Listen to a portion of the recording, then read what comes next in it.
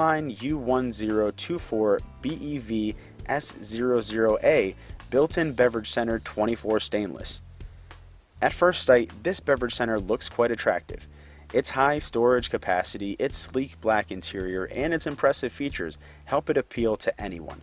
Who wouldn't want LED lighting, wine racks coated in black vinyl, tempered glass shelves, digital passive cooling technology and controls, temperatures ranging from 34 to 45 degrees Fahrenheit, and the freedom to choose between built-in and freestanding installation?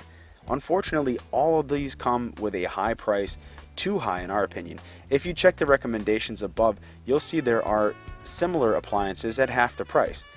As if that were not enough, those who had the courage and money to invest in Uline U1024BEVS00A now regret that decision. It appears the unit is very loud and breaks down with ease. It doesn't live up to the promise to cooling drinks up to 34 to 45 degrees Fahrenheit, as it does not have an interior fan. The door's gasket seems to leave room for improvement as well, and we find this unacceptable in a beverage center that costs quite as much as this one does.